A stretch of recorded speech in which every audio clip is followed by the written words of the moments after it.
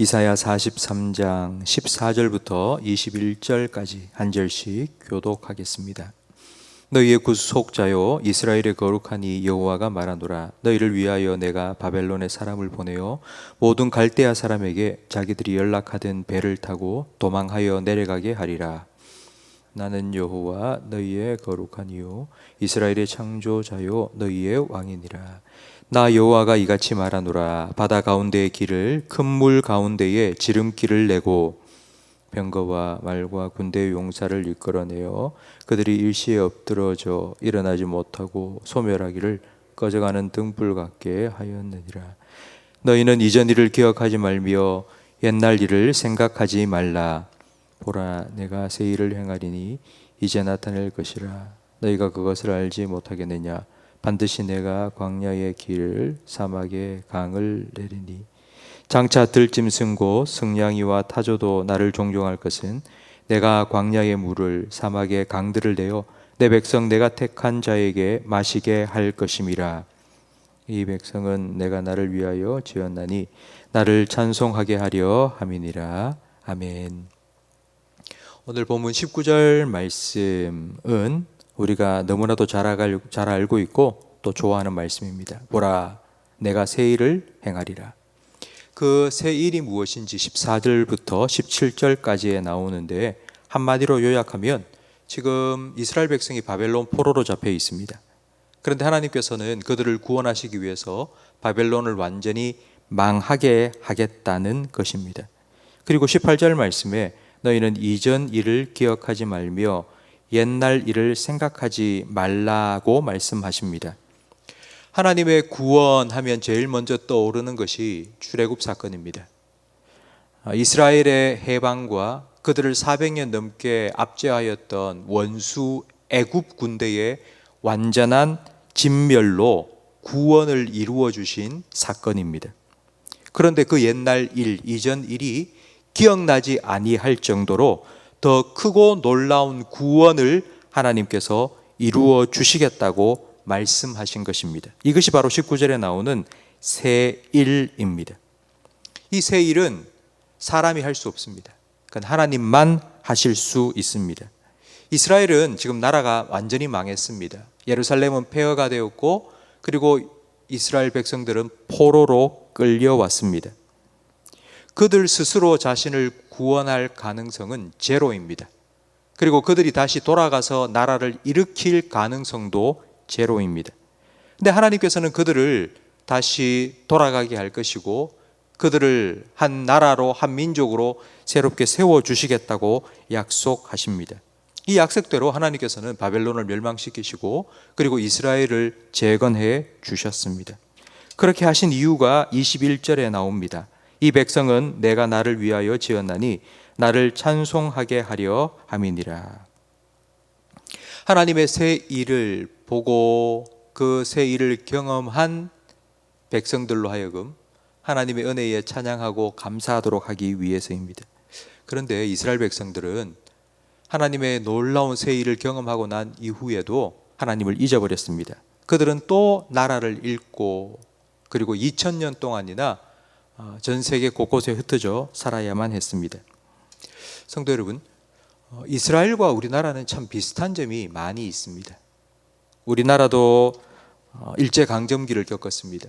그 일제강점기 35년 동안 참 소망 없는 그런 시간을 보내었습니다. 그러니까 우리 스스로 해방을 한다? 그건 가능성 제로였습니다. 근데 어느 날 갑자기 일본이 무조건 항복을 선언하고 우리나라에서 철수했습니다. 우리는 응급결에 해방을 맞이했습니다. 그리고 얼마 후 이 땅에 전쟁이 일어났죠. 그 전쟁으로 인하여서 수탈을 당하고 남은 것마저도 완전한 폐허가 되어버렸습니다. 그러니까 다시 재기할 수 있는 가능성 또한 제로였습니다. 그랬던 우리나라가 50년 만에 세계 경제 10위의 대국이 되었습니다. 그러니까 정말 전 세계 가운데 우뚝 섰습니다. 여러분, 이걸 어떻게 설명할 수 있겠습니까? 사람들은 한강의 기적이다라고 말합니다. 그러니까 기적이라는 말의 뜻은 사람으로서 도저히 할 수 없는 일이 일어났다는 뜻입니다. 그러니까 사람이 할 수 없는 일이 일어났다면 그건 누가 하신 겁니까? 우리는 다 하나님이 하셨다고, 그건 하나님이 우리에게 은혜를 베푸셨다고 우리는 그렇게 말합니다. 그 하나님께서 오늘 우리가 함께 읽은 이 본문 말씀을 통하여서 우리에게 말씀해 주십니다. 이전 일이 기억나지 아니하도록 내가 새 일을 행하리라. 한강의 기적이 생각나지 아니할 정도로 새 일을 내가 행하여 주겠다. 그렇게 하신 이유는 21절 말씀처럼 우리가 하나님을 찬양하도록 하기 위해서입니다. 성도 여러분, 여러분 하나님이 행하실 새 일을 기대하십시오. 하나님께서 어떤 새 일을 이루실지 기대하십시오. 지금 우리는 너무나도 힘든 시간을 보내고 있습니다. 정치, 경제 모든 부분에서 우리나라와 우리 민족은 참 힘든 그런 시간을 통과하고 있습니다. 그런데 저는 이 시간을 통해서 하나님께서 우리 나라와 민족 가운데 어떤 새 일을 이루실지, 그리고 우리 한국교회 가운데 무엇보다도 우리 한국교회에 하나님께서 어떤 새 일을 이루실지 기대합니다. 뿐만 아니라 여러분 개인의 삶 속에도 하나님께서 새 일을 행하실 것을 기대하시기 바랍니다. 아마 여러분의 인생을 쭉 돌아보면 여러분의 인생 속에도 출애굽과 같은 놀라운 하나님의 구원의 역사를 경험했을 때가 있을 것입니다. 정말 힘든 순간이 있었지만 하나님께서 여러분을 구원해 주시고 이건 진짜 기적이다, 기적. 아마 그런 생각이 들 정도로 놀라운 하나님의 능력을 경험했을 때가 아마 있으실 것입니다. 그런데 여러분, 그때를 늘 생각하면서 그때가 참 좋았는데, 내가 그때 진짜 은혜를 많이 받았는데, 여러분 그런 생각만 하시면서 그때를 추억하고 살고 계시지는 않습니까? 나 그때는 정말 내가 은혜도 많이 받고, 그때는 기도도 많이 하고, 그때는 정말 내가 말씀도 많이 보고, 내가 성령 충만했었는데, 여러분 그렇게 생각하며 혹시 살고 계시지 않습니까? 하나님은 과거의 추억에 매여 있는 분이 아닙니다. 하나님은 새 일을 행하신다고 우리에게 말씀해 주셨습니다. 늘 똑같은 일상의 반복 속에서 하나님께서 행하시는 새 일을 여러분 좀 찾아보시기 바랍니다. 하나님께서 내 삶 속에 어떤 변화를 일으키셨는지를 여러분 기억하시기 바랍니다. 그리고 여러분이 어떤 일을 만나든지, 여러분의 개인적이든지 아니면 자녀의 삶 속이든지 아니면 가정이든지 아니면 직장 생활 속에서든지 어떤 일을 만나든지 하나님께서 그 일을 통하여서도 새 일을 행하실 것이라는 기대를 하시기 바랍니다.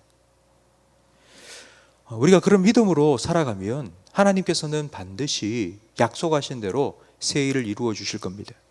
새 일을 한번 경험하고 나면 우리 가운데는 새 찬양이 터져 나올 겁니다. 그냥 옛날이요, 그때가 좋았는데 추억이 아니라 날마다 우리는 새로운 찬양을 하나님께 올려드리면서 그렇게 살아갈 수 있을 것입니다. 그것이 하나님께서 오늘 우리에게 약속해 주신 말씀입니다. 하나님 기대하시고 하나님이 새 일을 행하시는 것 경험하시고 그 새 일을 행하실 하나님을 찬양하며 살아가시는 저와 우리 모든 성도님들이 되시기를 주님 이름으로 축원합니다. 기도하겠습니다. 날마다 새 일을 행하시는 하나님 아버지, 오늘 우리에게 약속해 주신 대로 우리에게도 날마다 새롭게 하시는 은혜를 베풀어 주시옵소서. 어제보다 오늘 그리고 올해보다 내년 더 주님을 닮아 거룩해지고 그리고 주님을 더욱더 사랑해 나갈 수 있도록, 사랑할 수 있도록 하나님 저희들을 새롭게 하여 주시옵소서. 이스라엘을 바벨론으로부터 구원하셔서 출애굽이 기억나지 아니할 정도로 새 일을 행하신 하나님 아버지, 이 나라와 이 민족을 위하여서도 새 일을 행하여 주시옵소서. 한강의 기적이 생각나지 아니할 정도로 평양의 기적, 백두산의 기적을 우리에게 행하여 주시옵소서. 통일 한국을 이루어 주시고 이 나라를 통하여서 성교 한국의 꿈을 이루어갈 수 있도록 하나님께서 이 나라 가운데 새 일을 행하여 주시옵소서.